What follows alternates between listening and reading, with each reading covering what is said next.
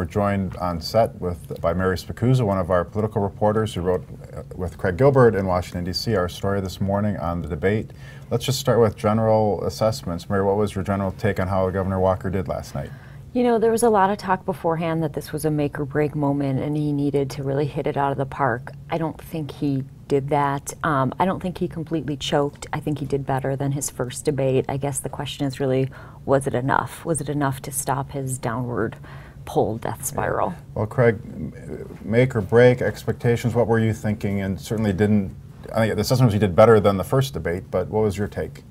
Yeah, I mean, if you set the bar high enough, then, you know, there's no way to meet it. And I think if he had to hit a grand slam home run, he didn't hit it. He did do better than he did in Cleveland. You know, the interesting thing was in both debates he suffered from a lack of airtime, but for totally different reasons. It was self-inflicted in the first debate where he wasn't using his allotted time. And in this case, he was kind of ignored by the panel, and he did his best to interrupt and get some time, but it really wasn't something he could overcome. Yeah, well, why don't we start there right away and show the breakdown. This was from NPR's assessment of how much time they had on the air, and you have to scroll all the way down to number 11 to see Scott Walker at the bottom with 8 minutes and 29 seconds. Donald Trump, perhaps unexpectedly, at the very top with more than twice that.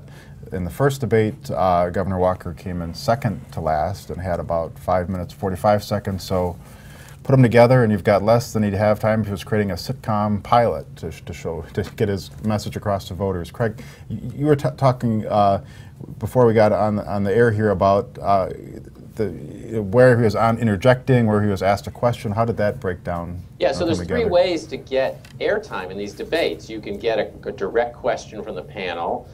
You can respond. You have a right to respond when somebody else brings up your name. Or you can interrupt and just kind of elbow your way onto the stage, which a lot of people did last night. Well, it turns out when you break those numbers down, Scott Walker, you know, got as much time from interrupting as anybody but Carly Fiorina in this debate. But where he suffered was he got as little time as anybody when it came to direct questions, and he also got almost no time when it came to sort of responding. His name was not invoked by other candidates, and that's partly because the panel wasn't asking other candidates about him like they were asking everybody about Donald Trump. So, you know, what he was really up against in this debate was kind of a decision on the part of the debate panel that he was no longer a frontier candidate, he was no longer central to the story, and that's the way they treated him. Yeah. We talked about, before the show, we were talking about how he kind of was left to the welcome back Cotter approach of the Horseshack, like, ooh, ooh, ooh, because, you know, and trying to jump in because everyone was ignoring him.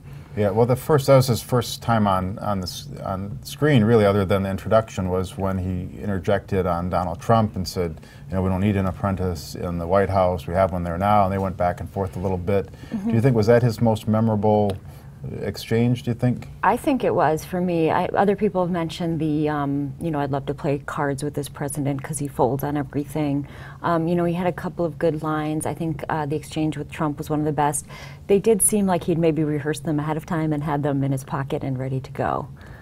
Yeah. Craig, did any other exchanges stand out for you with Governor Walker during the debate?